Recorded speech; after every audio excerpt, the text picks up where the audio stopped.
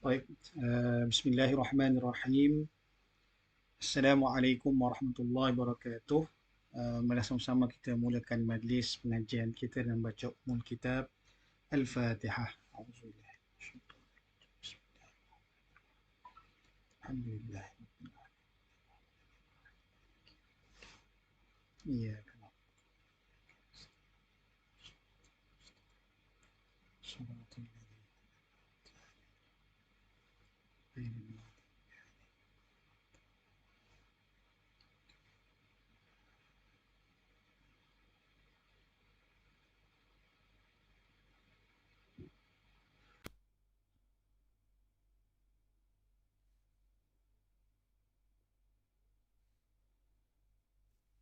طيب بسم الله الرحمن الرحيم. Assalamualaikum warahmatullahi wabarakatuh.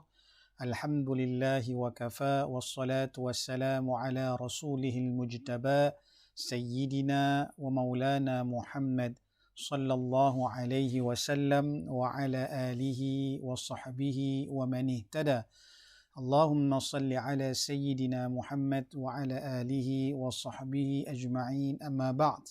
Alhamdulillah, segala puji dan syukur kita kepada Allah Subhanahu wa taala.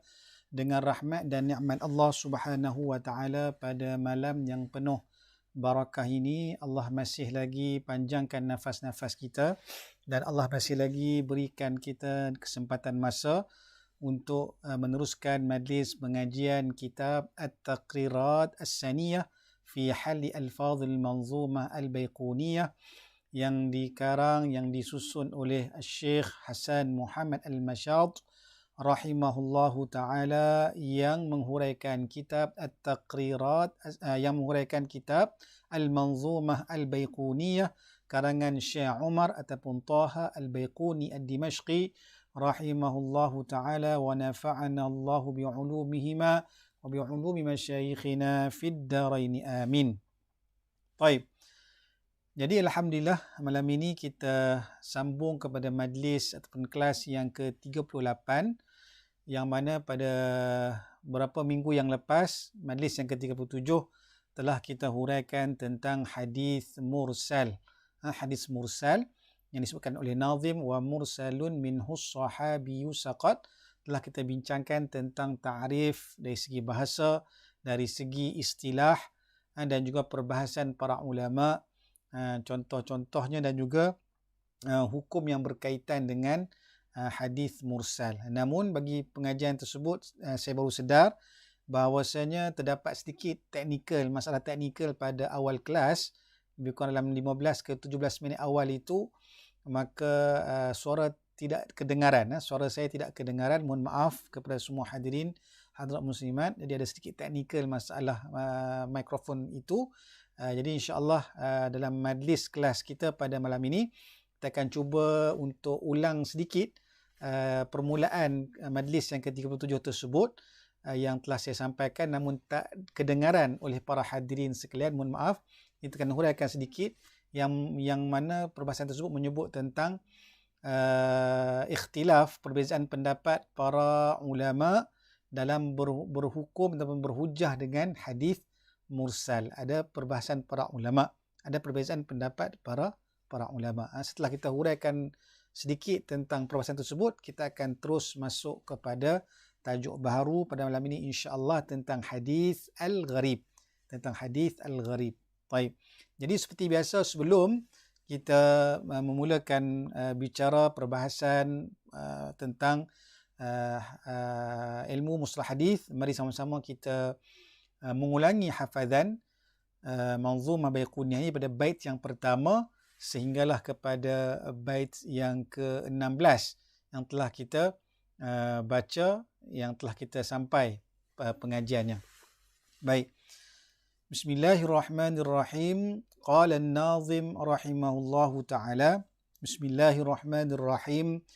Abda'u bilhamdi musalliyan ala Muhammadin khairi nabiyyin ursila wa dhi min aqsamil hadithi 'idda wa kullu wahidin ata wa hadda أولها الصحيح وهو ما اتصل إسناده ولم يشذ أو يعل يرويه عدل ضابط عن مثله معتمد في ضبطه ونقله والحسن المعروف طرق وغادت رجاله لا كالصحيح اشتهرت وكل ما عن رتبة الحسن قصر فهو الضعيف وهو أقصى من كثر وما أضيف للنبي المرفوع وما لتابع هو المقطوع والمسند المتصل الإسناد من راويه حتى المصطفى ولم يبن وما بسمع كل راو يتصل إسناده للمصطفى فالمتصل مسلسل قل ما على وصف أتى مثل أما والله أنبان الفتى كذاك قد حدثنيه قائما أو بعد أن حدثني تبسما عزيز مروي اثنين أو ثلاثة مشهور مروي فوق ما ثلاثة معنعن كعن سعيد عن كرم ومبهم ما فيه راو لم يسم وكل ما قلت رجاله على وضده ذاك الذي قد نزل وما أضفته إلى الأصحاب من قول وفعل فهو موقوف زوك ومرسل منه الصحابي سقط وقل غريب ما روى راو فقط. طيب, Alhamdulillah, demikian tadi 16 bait ataupun manzumah baiquniyah yang telah kita baca daripada awal. Taib. Yang mana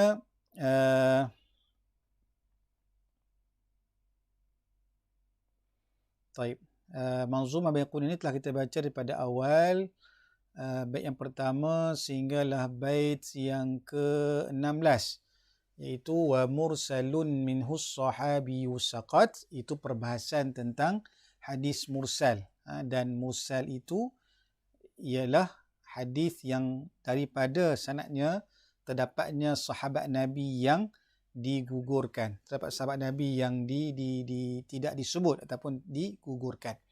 Kemudian kata Nazim rahimahullahu ta'ala, wa qul gharibun ma rawa rawin faqat, iaitu katakanlah bahawasanya hadis gharibun, yakni hadis gharib ialah ma, hadis yang mana rawa, yang mana hadis yang rawin faqat, seorang perawi meriwayatkannya sahaja dalam setiap tabaqat ataupun dalam sebahagian tabaqat. Jadi itu hadis ataupun bait yang ke-16 yang menyebut tentang hadis mursal dan juga hadis gharib.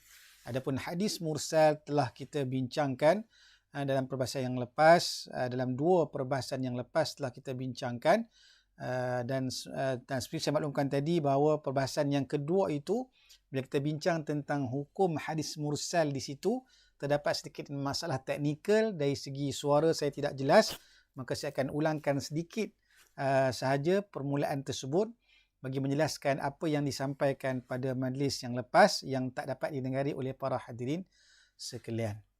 Kemudian kita akan berpindah kepada tajuk baru, itu perbahasan tentang hadis gharib, iaitu hadis yang diriwayatkan oleh seorang perawi sahaja.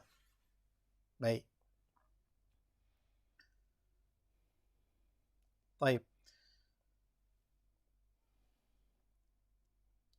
Jadi bila sebut tentang hadis mursal, telah kita bincangkan sebelum ini, bila Nazim sebut wa mursalun minhus sahabiyyu saqat, maka disebutkan tentang bahawa hadis mursal itu hadis yang mana daripada sanadnya itu terdapatnya sahabat Nabi yang gugur. Dan telah kita bincang panjang tentang ta'rif yang sepatutnya, yang sahih di sisi para muhaddithin, iaitu bukannya hanya semata-mata hadis yang terdapat dalam sanadnya sahabat yang digugurkan. Tak cukup dengan takrif tersebut. Sebab hadis mursal mestilah disebutkan bahawa hadis yang mana para tabi'in menyandarkannya kepada baginda Nabi sallallahu alaihi wasallam, itu takrif yang lebih sahih di sisi para muhaddithin. Sebab barangkali tabi'in itu dia meriwayatkan daripada tabi'in yang lain dan juga daripada tabi'in yang lain, maka dia menandarkan, mengangkat hadis tersebut kepada baginda Nabi, maka di situ terdapat bukan saja sahabat yang digugurkan, bahkan mungkin juga digugurkan di situ para tabi'in yang lain. Sebab itulah itu ta'rif yang sahih di sisi para muhaddithin terhadap hadis mursal. Baik.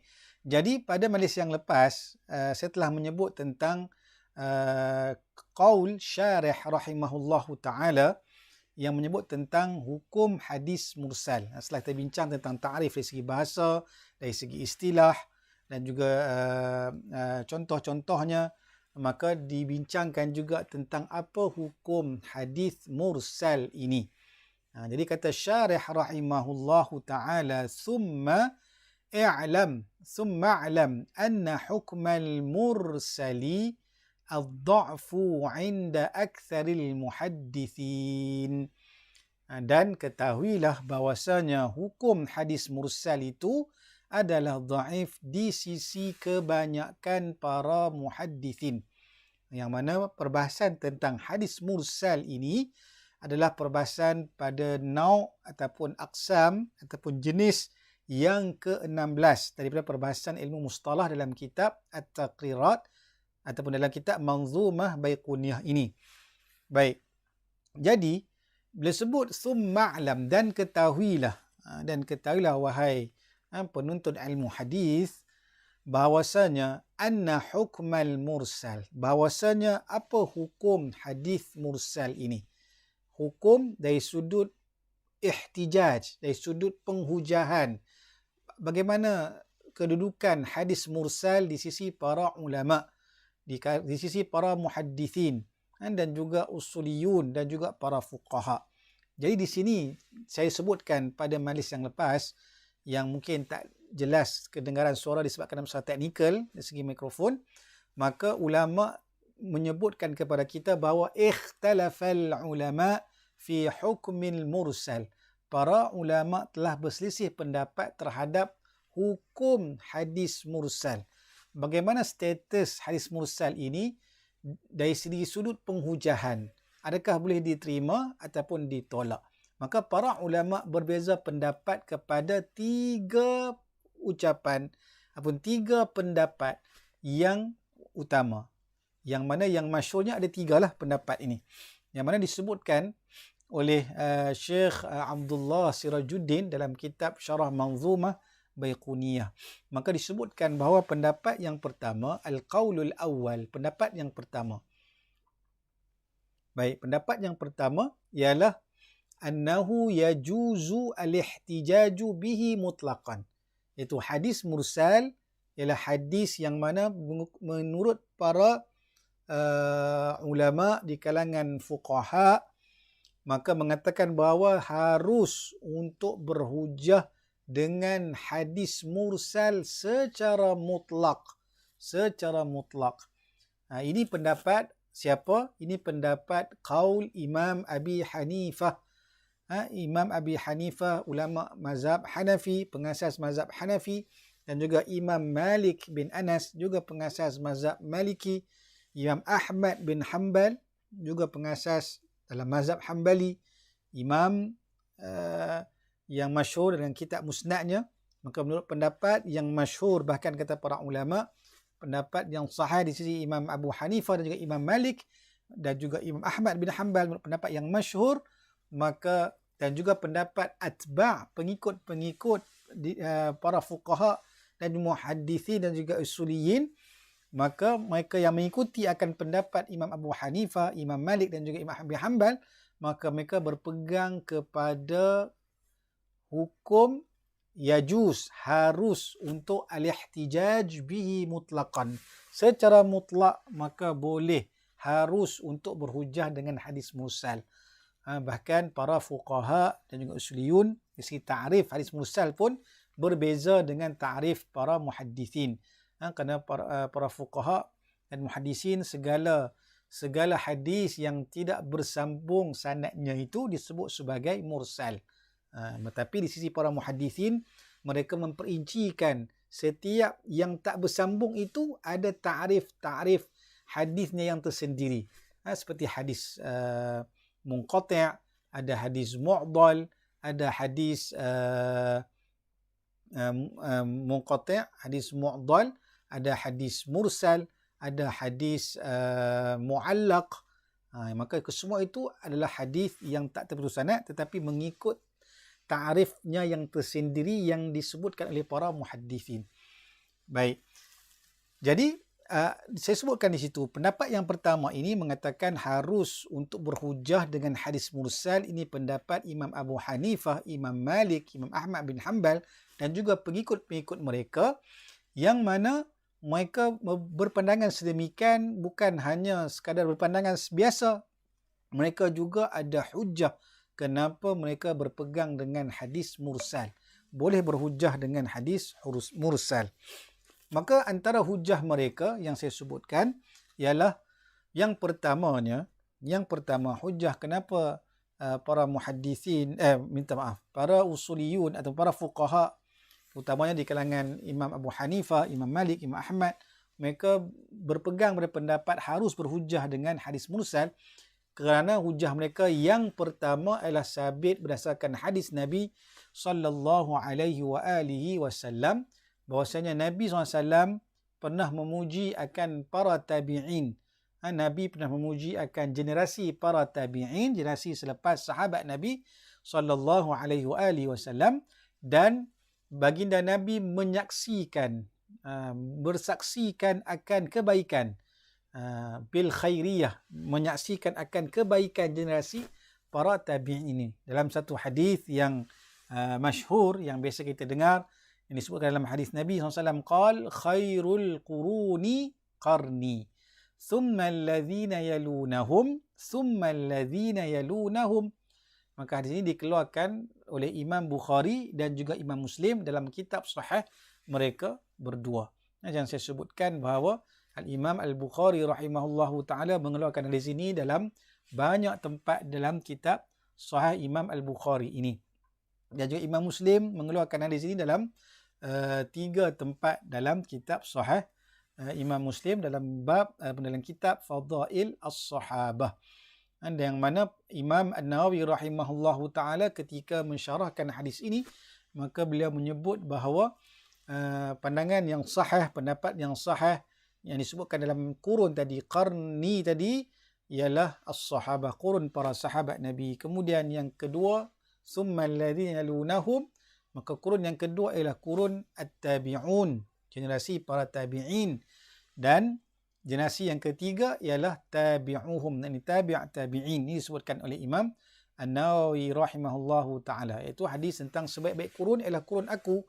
Kemudian kurun selepasnya, kemudian kurun selepasnya. Disebut dalam hadis Nabi sallallahu alaihi wa alihi wasallam. Itu hujah bagi pendapat yang pertama yang menyatakan keharusan untuk berhujah dengan hadis mursal ini. Dan kemudian saya sebutkan tentang pendapat yang kedua, penghujahan yang kedua di sisi para ulama di kalangan Imam Abu Hanifah, Imam Malik, Imam Ahmad, yang mengatakan bahawa bagaimana tabi'in yang menggugurkan untuk tidak menyebut akan sahabat tadi, maka ia boleh jadi dia seorang yang adil atau barangkali mungkin tidak. Maka kalaulah dia tidak adil, memanglah terbatal hujahnya. Maka tak boleh berhujahlah kalau dia tidak adil. Kerana hadis itu dia tidak adil, dan maka terbatal hujah itu kerana keadilannya, bukan disebabkan irsalnya. Kalau yang melakukan irsal itu adalah tabi'in yang tidak adil, maka terbatallah penghujahannya, selesai, no issue. Tetapi kalau dia seorang yang adil yang melakukan irsal dalam sanad hadis tersebut, dan dia tidak maka dia tidaklah meriwayatkan hadis itu daripada tabi'in, melainkan dia meriwayatkan hadis itu daripada seorang yang menurut pendapatnya adalah seorang yang thiqah dan adil, maka kemudian dia menggugurkan perawi tersebut, maka itu disebutkan sebagai irsal, maka boleh menggunakan hujah tersebut. Dan sudah tentulah kalau dia menggugurkan perawi-perawi yang memang tidak thiqah, tidak adil, maka dia telah melakukan tadlis. Maka bagaimana dia boleh dikatakan sebagai seorang yang adil? Maka perawi yang tabi'in yang adil, maka dia tidak akan melakukan tadlis ataupun talbis dalam sanad tersebut. Maka dia menggugurkan itu kerana perawi itu perawi yang thiqah di sisinya. Maka sebab itulah tidak mengapa untuk berhujah dengan hadis mursal di sisi para fuqaha di kalangan Imam mazhab Hanafi, Maliki dan juga Syafi'i. Ini saya telah sebutkan panjang perbahasan tersebut. Nanti boleh rujuk balik yang tu pada kelas yang lepas, itu suara sudah pun ada, boleh dengar. Saya tak nak mengulangkan panjang perbahasan tersebut. Jadi ada hujah di sisi pendapat mazhab Imam Abu Hanifah, Imam Malik dan juga Imam Ahmad bin Hanbal. Dan pendapat yang kedua mengatakan bahawa hadis mursal adalah dhaif, la yuhtajju bihi. Hadis dhaif, hadis mursal ini maka tidak boleh dijadikan sebagai hujjah. Inilah di sisi para muhaddithin, akthar al-muhaddithin yang disebutkan oleh syarih rahimahullah ta'ala, itu jamahir al-muhaddithin. Kebanyakan para muhaddithin berpegang pada pendapat bahawasanya hadis mursal adalah dhaif, la yuhtajju bihi, tidak boleh berhujjah dengan hadis mursal kerana tak diketahui siapakah perawi yang digugurkan dalam sanad tersebut. Iaitu dia tidak bersambung, tak cukup syarat. Baik. Bahkan juga disebutkan di sini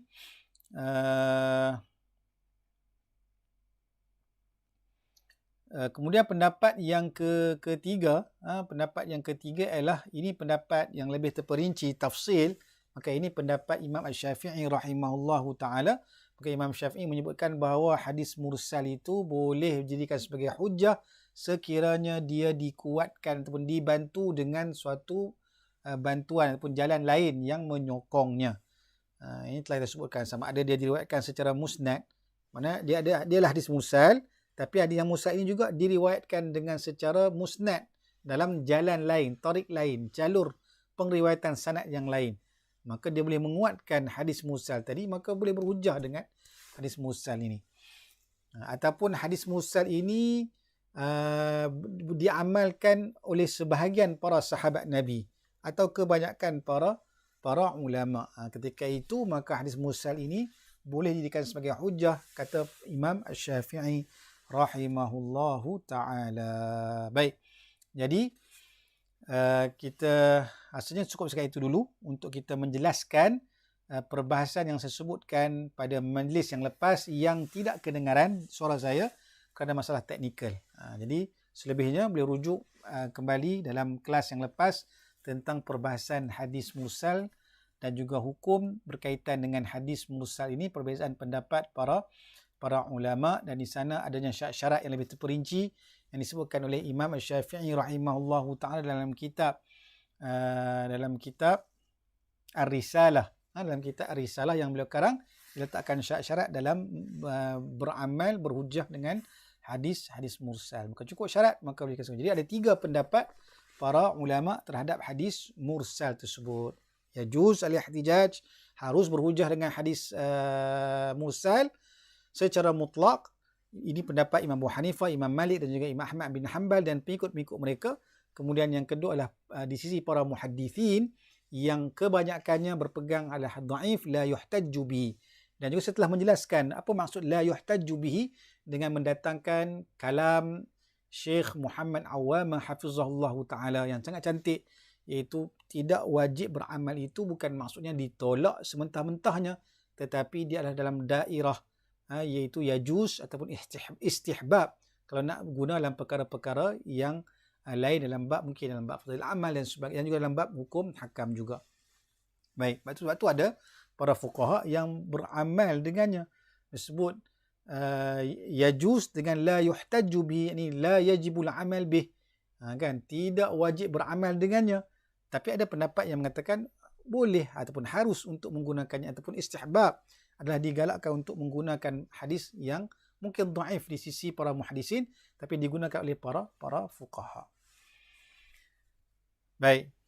Jadi insya-Allah pada majlis pada malam ini kita akan sambung perbahasan tentang hadis gharib. Bukan sambung, kita akan memulakan, minta maaf, kita akan ini menyambung perbahasan kepada tajuk baru. Okey, tajuk baru itu adalah hadis al-gharib, al-hadithul gharib.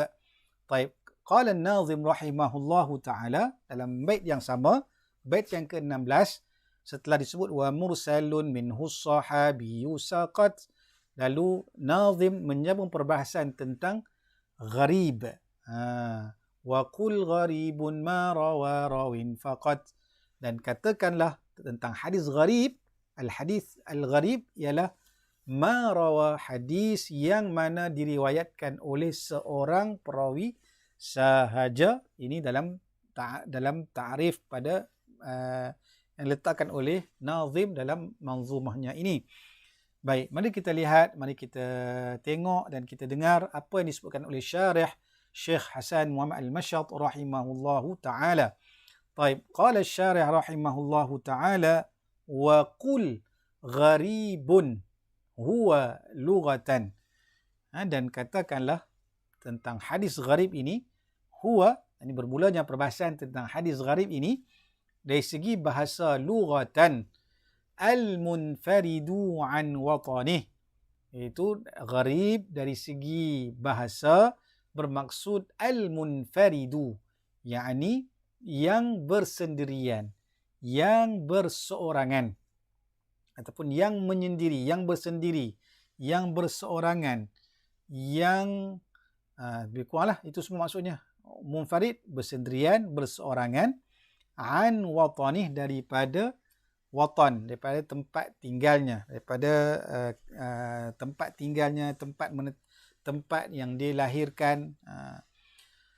Dan summiyal hadithu bidzalika, dan dinamakan hadis ini sedemikian kerana apa? Linfiradi rawihi an ghairi, dinamakan hadis gharib sebagai gharib, sebagai ganjil, sebagai bersendirian, berseorangan, kerana linfiradi rawi, kerana bersendiriannya perawinya dalam meriwayatkan hadis tersebut daripada selainnya. Dia bersendirian dalam meriwayatkan hadis tersebut yang berbeza dengan ramai yang lain yang mungkin riwayat dengan bentuk yang lain. Tapi dia seorang yang meriwayatkan sedemikian rupa riwayat tersebut dari segi sanad ataupun matanya. Nanti saya akan huraikan selepas ini. Baik. Tuan-tuan hadirin hadirat muslimin muslimat, disebut tentang hadis gharib, wa qul gharibun. Ini perbahasan jenis nau' ataupun kisim yang ke-17. Kisim yang ke-17. Bait yang ke-16, namun nau' yang kita bincang sekarang ialah hadis nau' yang ke-17. Sebab dalam bait ini ada dua nau'. Nau' hadis mursal telah kita bincangkan sebelum ini, dan sekarang kita bincang tentang hadis al-gharib. Dalam bait 16 ini ada dua jenis yang dibincangkan. Baik. Dan disebut tentang hadis gharib. Hadis gharib ini, kalau tuan-tuan dan puan-puan hadirin hadirat muslim muslimat masih ingat, maka hadis gharib ini dia adalah perbahasan tentang nau' hadis yang disebabkan pembahagiannya berdasarkan turuq, bi'atibar turuqihi, ataupun dari sudut adadu ruwatih, dari sudut turuknya, hadis yang dibahagikan berdasarkan pembahagian jalan-jalan pengriwayatannya ataupun bilangan perawi-perawi yang meriwayatkannya. Iaitu ni telah kita bincangkan tentang taksim hadis ni. Pembahagian hadis pada permulaan perbincangan tentang hadis sahih, saya telah sebut tentang bagaimana para ulama membuat taksim pembahagian kisim hadis ini, dan setiap kisim itu maka dia ada anwa', ada nau' hadisnya. Jadi telah kita bincangkan sebelum ini. Kalau masih ingat, saya ulangkan sedikit. Maka ulama membahagikan taksim hadis kepada beberapa pembahagian, kategori. Pembahagian ini kategori. Kategori yang pertama,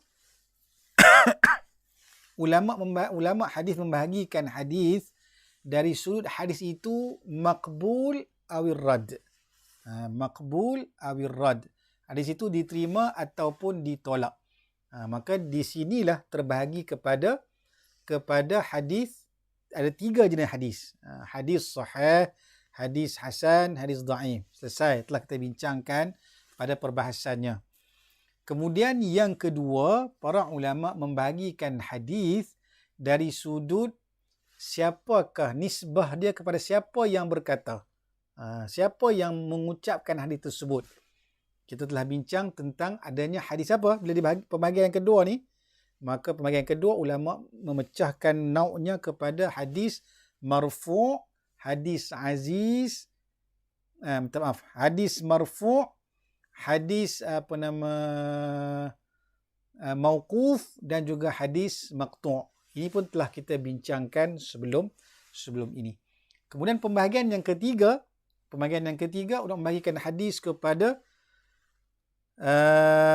bilangan perawinya, bilangan perawi yang meriwayatkan hadis tersebut, maka yang ni dipecahkan kepada 3 jenis hadis juga, iaitu adanya hadis aziz, ada hadis masyhur yang telah kita bincangkan, azizu marwi ithnaini aw thalatha, masyhuru marwi fawqa ma salatha. Ini telah kita bincangkan. 2 hadis ini telah kita bincangkan di tempatnya, di baitnya. Maka yang ketiga ini yang akan kita bincangkan pada malam ini, tentang hadis gharib. Maka hadis gharib ini terpisah jauh daripada perbahasan tentang hadis aziz dan juga hadis masyhur. Kan? Hadis aziz dan hadis masyhur ini disebutkan oleh Nazim rahimahullahu ta'ala pada bait yang ke-12. Bait yang ke-12. Perbahasan tentang gharib pada bait yang ke-16. Maka diselang dalam bait itu 12 hingga 16. Lebih kurang 4 ataupun ke-5 bait diselang tersebut.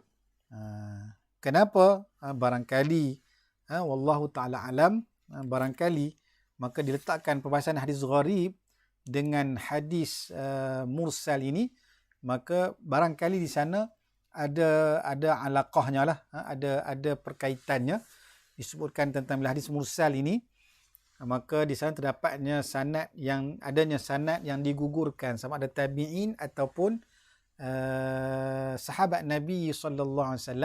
Yang disebut tentang hadis gharib, maka dia melibatkan tentang hadis yang diriwayatkan oleh seorang perawi dalam satu tabaqat, ataupun daripada semua tabaqat ada seorang. Jadi dia juga ada perbahasan tentang gharib dari sudut asal sanad pada sahabat Nabi. Itu panggil aslu sanad, gharib pada aslu sanad itu, dan juga boleh berlaku gharib pada pertengahan sanad dan boleh jadi gharib pada penghujung sanad. Jadi barangkali di situ diletakkan di sini untuk disesuaikan juga dengan perbahasan tentang hadis mursal ini, yang mana disebutkan tentang adanya keguguran pada sanad, lalu dikaitkan juga tentang dalam sanad itu, maka di sana ada hadis gharib yang berlakunya bersendirian pada awal sanad, pada pertengahan sanad, dan ataupun pada penghujung sanad. Baik.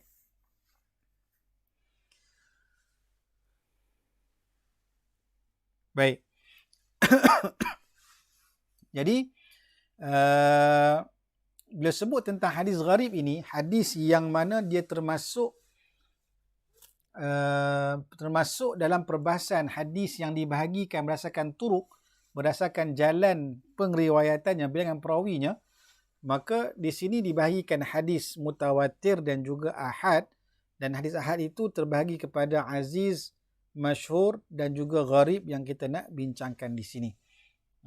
Jadi hadis gharib ini, hadis aziz dan juga hadis masyhur berada dalam hadis ahad, yang berbeza dengan hadis mutawatir yang dia adalah sejumlah ramai perawi-perawi hadis, yang ramai perawi-perawi dalam setiap tabaqat, yang mana mustahil secara adatnya untuk berhimpun melakukan pendustaan kepada hadis Nabi SAW. Itu tentang bab mutawatir pun telah kita bincangkan sebelum ini. Baik. Jadi bila disebutkan di sini waqul gharibun, yakni katakanlah pada ta'rif hadis gharib, ai fi ta'rif ma yuqalu fihi hadithun gharibun, yakni katakanlah katakanlah apa? Katakanlah pada ta'rif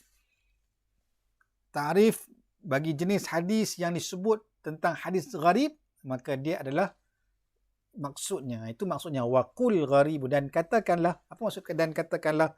Yakni katakanlah pada ta'rif hadis gharib. Ini nak dibincangkan tentang ta'rif hadis gharib.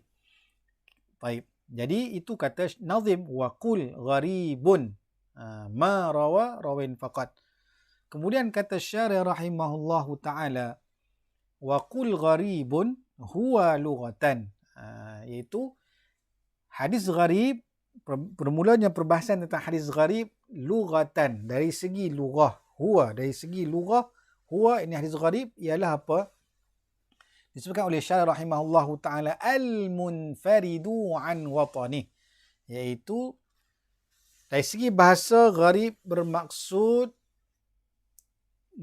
seseorang yang bersendirian, yang berseorangan daripada tempatnya, watani, daripada tempatnya, daripada tempat tinggalnya, daripada negaranya, daripada kampung halamannya, an watani. Maka itu disebut sebagai gharib. Kan kalau dalam bahasa Melayu kita kata apa istilah dia? Dagang, kan, menjadi dagang. Dagang ni orang yang tiada, yang bersendirian, yang tiada kaum kerabat, yang tiada sanak saudara, dia menjadi dagang di satu tempat tersebut. Itu dia katanya pedagang. Kan pedagang dia pergi, kalau dululah orang kita sebagai seorang pedagang, dia pergi bermusafir, berlayar untuk menjadi penjual ataupun pedagang ke satu tempat, berniaga, mendapat hasil, kemudian dia pulang balik ke tempat asalnya. Itu jadi gharib, menjadi dagang di suatu tempat yang dia tak biasa sampai. Itulah dari segi bahasa lughatan, maka disebutkan oleh para ulama bahawa gharib ini adalah sifat musyabbahah daripada gharabah, daripada kalimah al-gharabah, ganjil, gharabah ataupun menjadi gharib, asing, gharib ataupun asing, terasing. Dan juga disebutkan dalam lisanul Arab, disebut gharib ini al-wahidul ladzi la ahla lahu indahu. Hadis gharib ialah gharib itu dari segi bahasa ialah al-wahid, iaitu seseorang yang tidak ada ahli, tidak ada kaum kerabatnya di sisinya, maka dia menjadi gharib. Demikian juga dalam Mu'jam al-Wasit disebutkan bahawasanya al-gharib itu orang yang dagang, orang yang asing itu ialah ar-rajul alladhi laysa minal qaum wala minal balad. Maka yang mana tidak ada kaum kerabatnya, yang tidak, dan juga mungkin jauh ataupun terpisah daripada tempat tinggalnya, maka disebut sebagai gharib. Sebagai gharib, suatu yang asing, yang bersendirian, berseorangan. Baik. Lalu kata syarih rahimahullahu ta'ala, setelah menyatakan tentang dari segi lughah, maksud gharib itu ialah suatu yang berseorangan, yang bersendirian, yang terasing, yang dagang, dari segi bahasa Melayu kita lah. Maka dinamakan sedemikian, summiyal hadithu, dan dinamakan hadis ini sebagai hadis gharib, dipinjam dari segi bahasa untuk diletakkan kepada hadis gharib ini. Apa alaqahnya, apa perkaitannya? Dari segi bahasa, bersendirian, berseorangan, maka sebab tentulah ada perkaitannya. Kerana apa? Linfiradi rawihi an ghairi. Kerana berlakunya infirad, berlakunya bersendirian, berseorangan, ataupun suatu pengriwayatan yang terasing daripada pengriwayatan yang lain, pengriwayatan perawi-perawi yang lain, maka dia ada sedikit keganjilan yang tak sama dengan pengriwayatan-pengriwayatan yang lain. Maka dia seorang saja yang berbeza pengriwayatannya berbanding dengan pengriwayatan-pengriwayatan yang lain. Itu disebut sebagai linfiradi rawihi an ghairi, kerana dia bersendirian berbanding dengan yang lain-lain dalam meriwayatkan hadis tersebut. Itu dipanggil sebab dinamakan sebagai hadis gharib. Maka macam samalah seperti seorang yang terasing, yang bersendirian secara daripada tempat tinggalnya. Maka dia seorang-seorang duduk di satu tempat. Mungkin dia pergi belajar di luar negara yang tidak ada sebarang sanak saudara, tidak ada kenalan-kenalannya yang dia kenal. Maka dia baru saja nak berkenalan dengan orang di situ. Maka dia menjadi dagang, menjadi bersendirian, berseorangan. Ataupun seorang yang terdampar di sebuah pulau. Terdampar di sebuah pulau yang dia sendiri tak ketahui pulau itu di mana, maka dia menjadi munfarid, bersendirian, berseorangan di pulau tersebut yang tidak ada kaum seperti dia, kan, bangsa seperti dia tidak ada, dia seorang. Maka itu dia menjadi infirad, menjadi gharib, menjadi ganjil, menjadi terasing. Baik, jadi sama seperti hadis gharib, maka hadis tersebut disebabkan dia diriwayatkan secara bersendirian, mana perawi itu sahaja yang meriwayatkan sedemikian rupa, berbeza dengan penglihatan-penglihatan yang lain, maka disebut sebagai gharib pada hadis tersebut. Boleh berlaku gharib itu pada sanad hadis dan boleh berlaku pada matan hadis. Nanti kita akan sebutkan selepas ini insya-Allah. Baik, jadi setelah kita mengetahui tentang ta'rif hadis gharib, gharib itu dari segi bahasa, iaitu maksudnya bersendirian, terasing ataupun berseorangan dalam pengriwayatan, maka kita lihat pula kepada apa ta'rif dari segi istilah para muhaddithin. Qala asy-syarih rahimahullahu ta'ala wastilahan. Setelah bincang tentang ta'rif gharib dari segi lughah, syarih menyebut tentang ta'rif gharib dari segi istilah, iaitu apa? Huwa ma. Dia itu ialah hadis gharib, ialah ma, yakni ai. Ma di situ ialah apa? Al-hadis alladhi rawahu. Hadis gharib ialah hadis yang mana rawahu rawin. Hadis yang mana perawinya rawahu, hadis yang meriwayatkannya, nya tu hadis. Hadis yang mana seorang perawi meriwayatkannya secara bersendirian, wahid faqat. Al-hadithu alladhi rawahu rawin wahidun faqat, kata syarih rahimahullahu ta'ala. Hadis gharib ialah hadis yang mana perawinya seorang sahaja yang meriwayatkannya.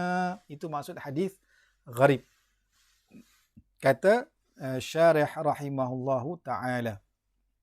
Jadi ta'rif istilah di sini, ini bila disebut istilah, mestilah merujuk kepada istilah para muhaddithin. Ini ta'rif istilah muhaddithin, bukannya para fuqaha dan sebagainya. Inilah ta'rif dari segi muhaddithin, iaitu hadis yang mana seorang perawi sahaja yang meriwayatkannya, ini meriwayatkan hadis tersebut. Baik, disebutkan di sini alladzi rawahu rawin faqat. Para ulama membincangkan tentang perletakan faqat dalam nazam ini, disebutkan fa di situ. Maka fa di situ perbahasan para ulama, antaranya disebutkan oleh Syekh Atiyah Al-Ajhuri rahimahullahu ta'ala, wafat tahun 1190 Hijrah, dalam hasyiah beliau kepada syarah Zurqani, kepada syarah Manzumah Baiquniyah ini. Maka beliau memetik kalam daripada syarah Ad-Dimyati, iaitu karangan Al-Alamah Shihabuddin Muhammad bin Muhammad Al-Budairi Ad-Dimyati, wafat tahun 1140 Hijrah, yang mana beliau ada mengarang kitab Safwatul Mulah bisyarhi Manzumatil Baiquni fi Fannil Mustalah. Ini kitab karangan Ad-Dimyati, karangan Ad-Dimyati, iaitu Safwatul Mulah syarah Manzumah Baiquni fi Fannil Mustalah. Maka disebutkan dalam kitab Safwatul Mulah ini, yang mana Imam Al-Ajhuri menakalkan kalam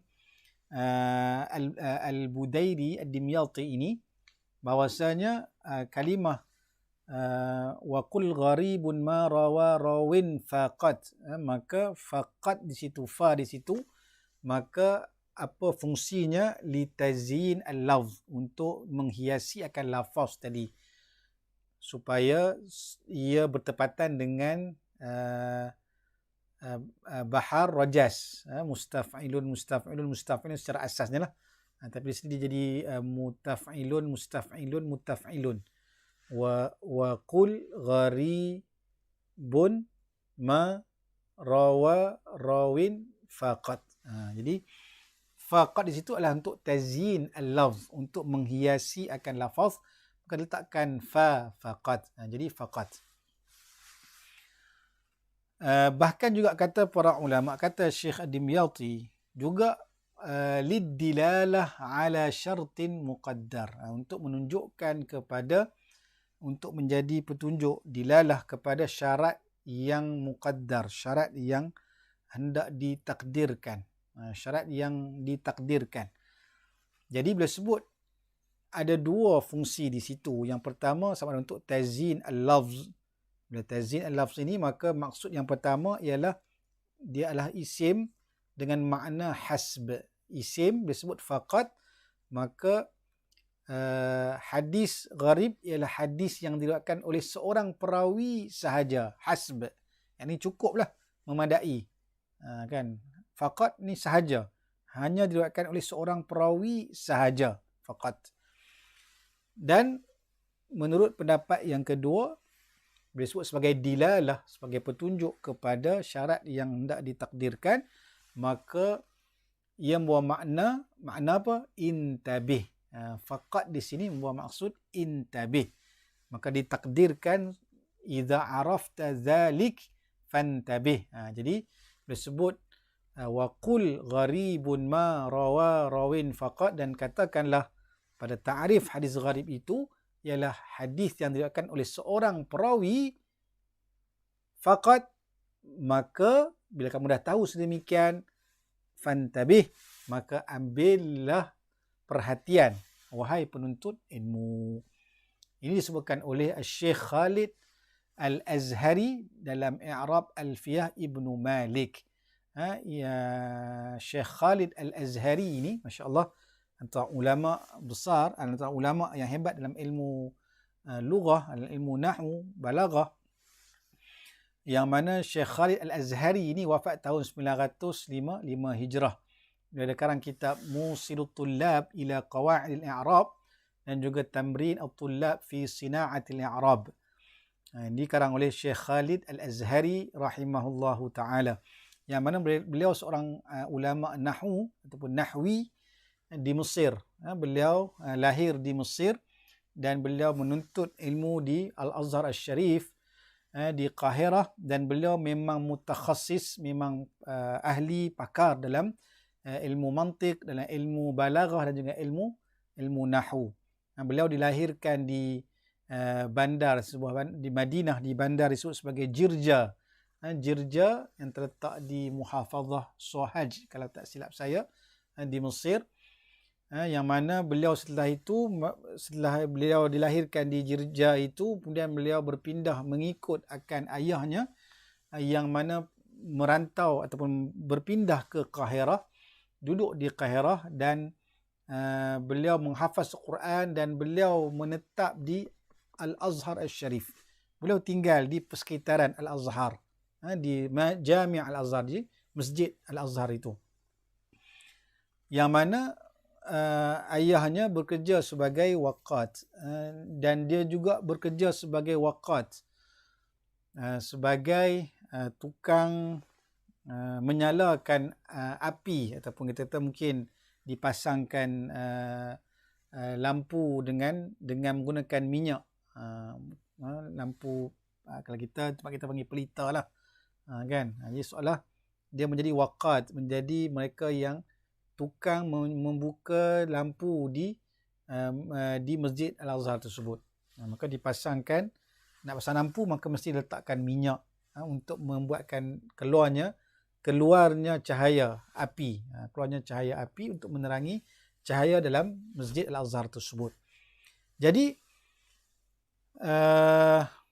Beliau ini pada asalnya bukanlah seorang yang alim. Beliau bertugas sebagai tukang menyalakan lampu di Masjid Al-Azhar Al-Sharif ini. Dan dikisahkan suatu hari, maka beliau pernah tertumpahkan minyak untuk menyalakan lampu itu pada kitab, salah satu kitab ataupun kurasah, buku catatan, buku nota, buku catatan seorang penuntut ilmu di Al-Azhar Al-Sharif ketika itu, dalam Masjid Al-Azhar tersebut. Lalu penuntut ilmu tadi begitu marahlah, maka dia pun berkatalah kepada Syekh Khalid ini sebagai seorang yang jahil, sebagai seorang yang jahil, mana mengaibkan dia lah, mata kamu ni jahil, kan, lebih kurang begitulah. Dan disebabkan itulah terkesan pada hati Syekh Khalid Al-Azhari ini, terkesan pada hatinya bila dikatakan dia sebagai seorang yang jahil, tak erti, tak tahu dan sebagainya.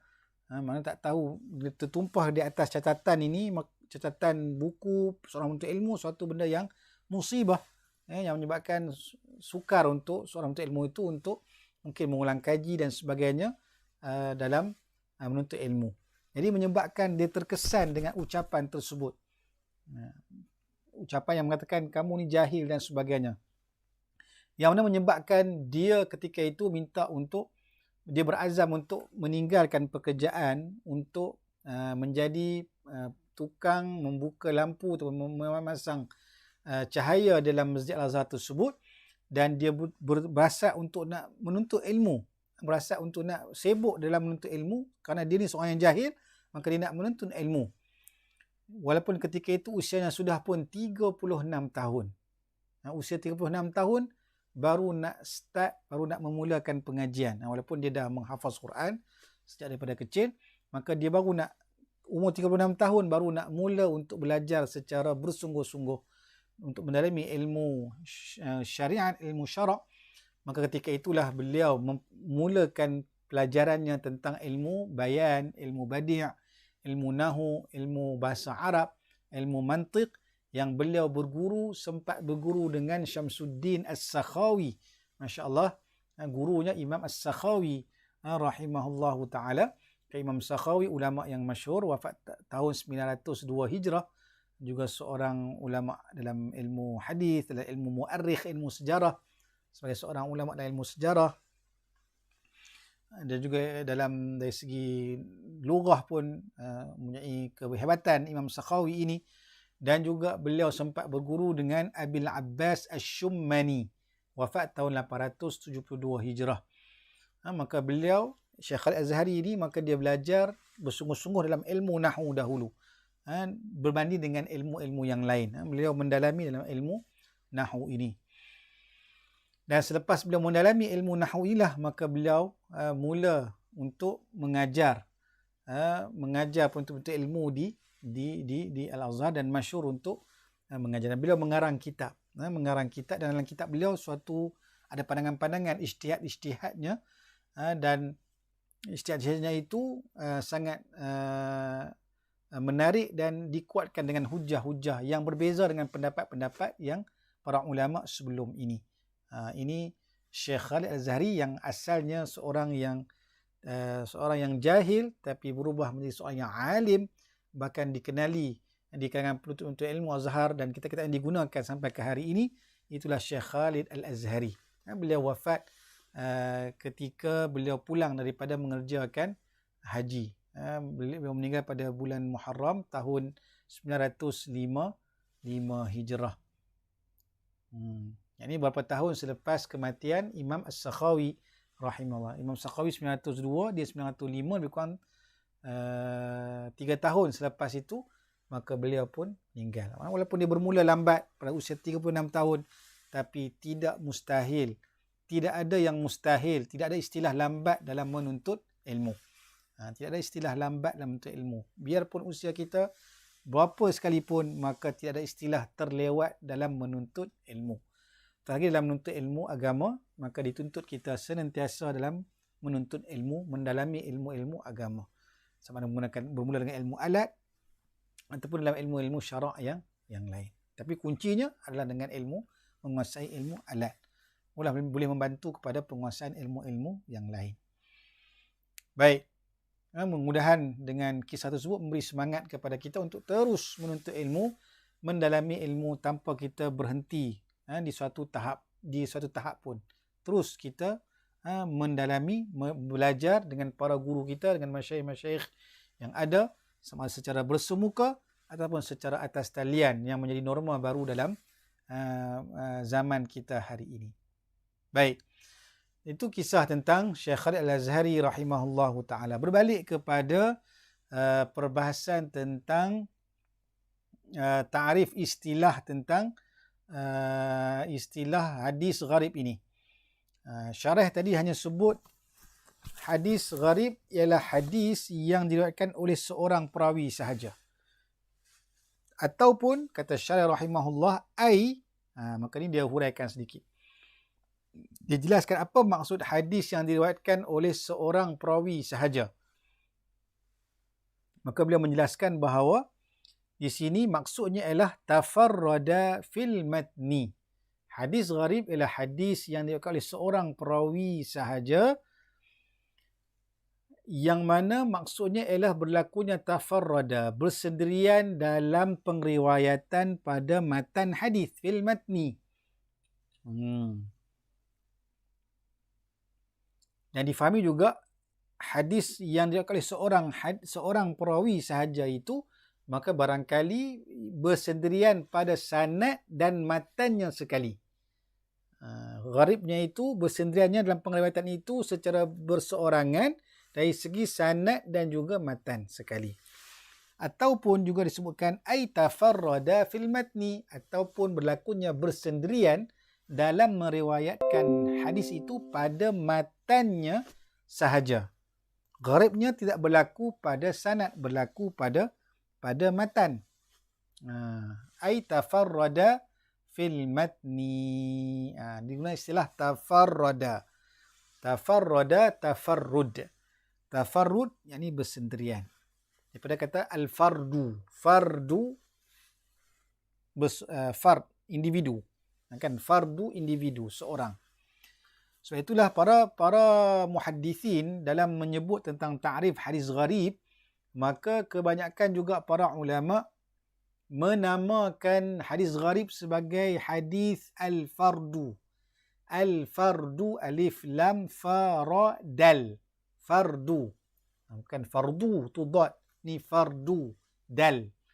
Fardu. Jadi para ulama kebanyakannya, para ulama menamakan menamakan hadis gharib dengan nama yang lain juga, disebut sebagai al-fardu. Hadis al-fardu.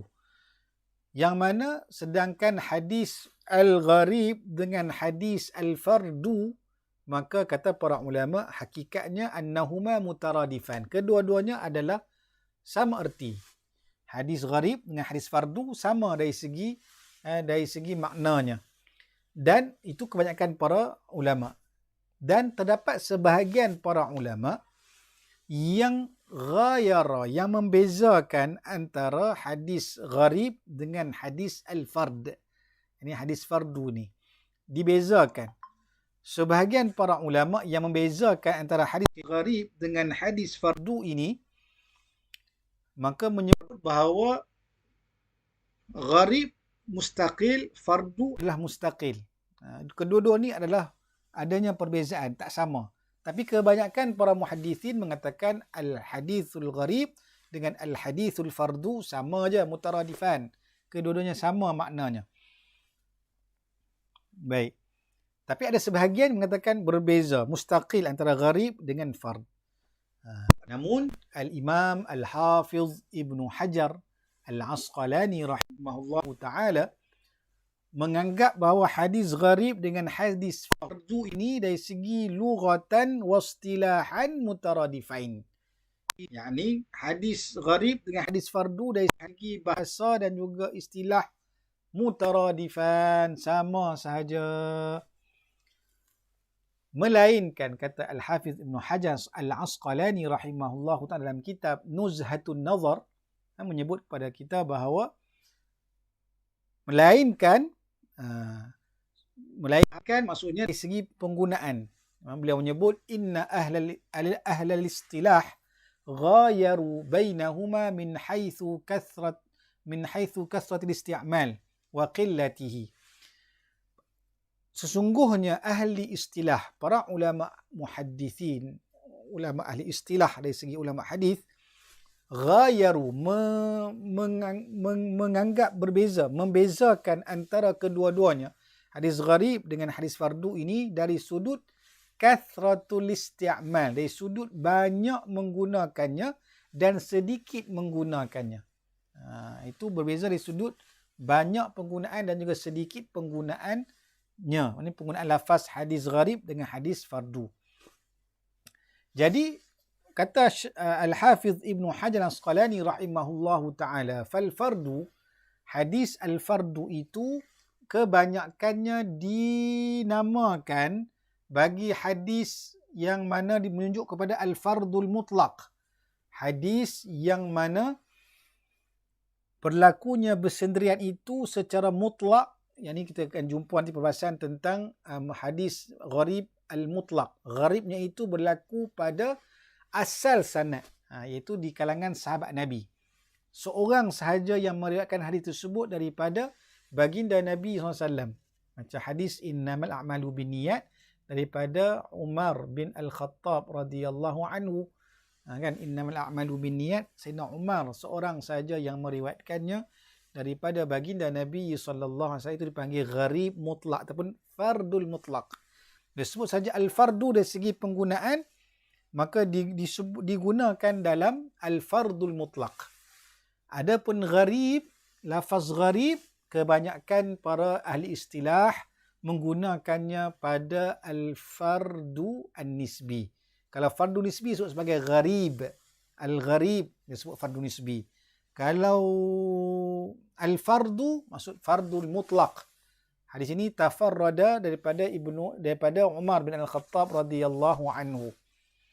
Ini disebutkan oleh Al-Hafiz Ibn Hajar dalam kitab Nuzhatun Nazar, syarah kepada Nukhbatul Fikar. Dan Nazim rahimahullahu ta'ala menyebut juga tentang hadis al-fardu ini. Dalam bait yang ke-23, kalau tak silap saya, disebutkan tentang al-fardu. Kata Nazim rahimahullahu ta'ala, wal-fardu ma qayyadtahu bi thiqatin aw jam'in aw qasrin ala riwayatin. Kan? Jadi, itu nanti kita akan bincang tentang al-fardu nanti, yang disebut sebagai fardul mutlaq dengan al-fardu muqayyad ataupun nisbi nanti pada perbahasan pada bait yang ke-23 nanti tentang al-fardu. Sebab itu dalam perbahasan kitab Mushaf disebut Ma'rifatul Afrad. Ma'rifatul Afrad mengetahui tentang hadis-hadis yang mana berlakunya al-fard, bersendirian, berseorangan dalam pengriwayatan hadis tersebut. Baik. Dan juga kata para ulama, kata Syekh Dr. Muhammad Abu Syahbah rahimahullahu ta'ala dalam kitab Al-Wasit dalam ilmu mustalah menyebutkan bahawa, dan termasuk dalam perbahasan hadis gharib ini,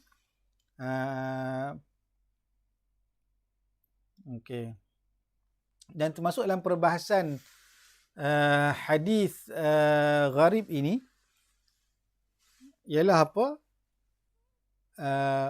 Man farada rawin biriwayatihi, sama ada hadis itu diriwayatkan oleh seorang perawi sahaja yang meriwayatkan hadis tersebut, ataupun biziyadatin fi matnihi, ataupun berlakunya pertambahan pada matannya ataupun sanadnya.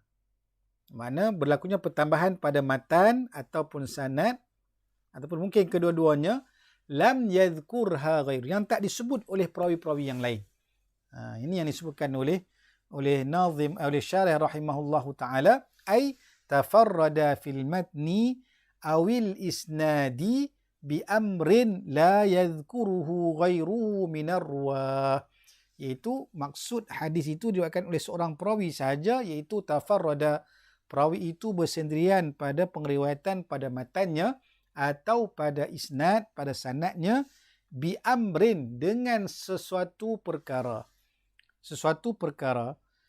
Ini sesuatu perkara ini sama ada sanad pada sanadnya itu atau pada matannya. La yadhkuruhu ghairuhu minar ruwah, yang tidak disebutkan selain daripada dia, ini yang bersendirian tadi. La yadhkuruhu ghairuhu minar ruwah, yang tidak disebutkan oleh perawi-perawi lain selain daripada dia, hanya dia sahaja yang meriwayatkan sedemikian riwayat, sedemikian pengriwayatan.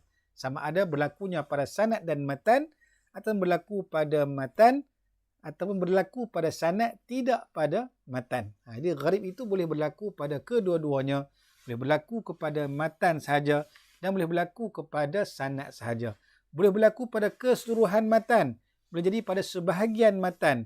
Boleh jadi kepada keseluruhan sanad. Dan boleh berlaku pada sebahagian sanad sahaja. Jadi ini gharib boleh berlaku pada hadis, ini pada sanad dan juga matan. Sebab itulah para ulama membahagikan hadis gharib ini kepada anwa', ada jenis-jenisnya. Gharib itu tadi kita bincang, ada gharib dari sudut sanad tadi, dia ada gharib mutlak dengan gharib nisbi. Gharib mutlak berlakunya tafarrud tadi daripada asal sanad. Hadis gharib nisbi berlaku pada pertengahan sanad atau penghujung sanad. Itu gharib dari segi mutlak ataupun gharib nisbi. Dan juga ada para ulama membincangkan tentang anwa' gharib tadi. Gharib yang disebutkan tadi tafarrada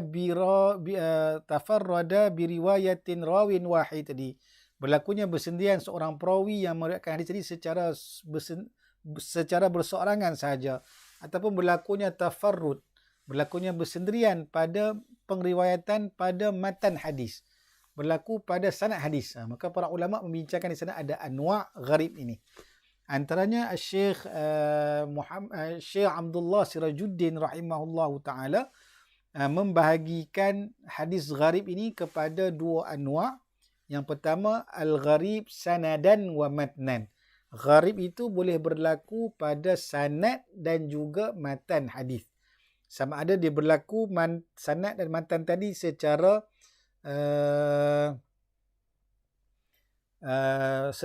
kulli, secara keseluruhannya, ataupun secara sebahagian saja. Jadi dia ada pecah pula kepada tiga. Pada nau' yang pertama tadi, gharib sanadan wa matnan ini, maka dia ada contoh gharib bagi setiap sanad dan juga matan. Ada gharib berlaku pada sebahagian matan sahaja, bukan semua. Hadis itu perawi-perawi lain riwayatkan lebih kurang sama, tapi sebahagian matan ini perawi yang tafarrud tadi, yang bersendirian tadi, maka dia berbeza pada sebahagian matan saja. Mungkin ditambah dengan satu ucapan yang tak ada dalam riwayat-riwayat yang perawi-perawi yang lain. Ini menyebabkan dia menjadi gharib, menjadi asing, menjadi bersendirian dalam pengriwayatannya. Dan boleh jadi juga gharib pada sebahagian sanad. Sanadnya itu berbeza dengan sanad pengriwayatan perawi-perawi lain yang ramainya mungkin sama, tapi dia seorang yang meriwayatkan sebegitu rupa sanadnya. Ini dipanggil gharib pada sebahagian sanad. Dan juga ada hadis gharib berlaku pada sanad sahaja. Keseluruhan sanadnya itu sahaja yang gharib, tapi matannya itu sama dengan pengriwayatan perawi-perawi lain, tapi sanad matan itu sahaja yang gharib, yang bersendirian dalam pengriwayatannya. Nanti kita akan sentuh bila kita bincang tentang contoh nanti, insya-Allah. Dan juga Syekh Badruddin Al-Hasani rahimahullahu taala dalam kitab Durarul Bahiyah juga menyatakan tentang anwa' gharib ini. Maka beliau membahagikan kepada 4 anwa' gharib, iaitu berlakunya gharib pada jami'il matni, keseluruhan matannya itu tak pernah diriwayatkan oleh mana-mana perawi melainkan dia seorang sahaja yang meriwayatkan sedemikian. Itu yang pertama. Yang kedua, gharib dari sudut setiap sanadnya itu gharib langsung, tak ada perawi-perawi lain melainkan dia sahaja yang meriwayatkan sanad sedemikian. La al-matni, bukan matan. Matannya mungkin sama dengan perawi-perawi lain, tetapi sanadnya itu, semua sanadnya itu berbeza. Berbeza langsung dengan pengriwayatan lain, tetapi matannya sama dengan pengriwayatan yang lain tadi. Ini dipanggil gharib. Yang ketiga adalah gharib pada sebahagian matan sahaja. Ini sama juga pembahagian dengan yang disebutkan oleh Syekh Abdullah Sirajuddin. Sebahagian matannya sahaja yang gharib. Mungkin ditambah satu lafaz dalam matan tersebut. Ataupun mungkin sebahagian sanad sahaja yang berbeza dengan pengriwayatan perawi-perawi lain. Mungkin sanadnya sebahagian saja yang berbeza. Maknanya mungkin disebut lafaz daripada bapaknya dalam riwayat yang lain, tapi dalam riwayat dia itu tak disebutkan tentang diambil riwayat daripada bapaknya terus kepada seorang perawi yang lain contohnya. Maka itulah berlakunya gharib dalam sanad hadis. Baik. Okey. Jadi boleh faham maksud tentang hadis gharib. Iaitu gharib ialah hadis yang mana hadis yang diriwayatkan oleh seorang perawi ataupun hadis yang mana seseorang perawi itu bersendirian dalam pengriwayatan pada matan ataupun pada sanadnya yang tidak disebutkan oleh perawi-perawi yang lain selain daripada dia. Itu maksud gharib. Baik.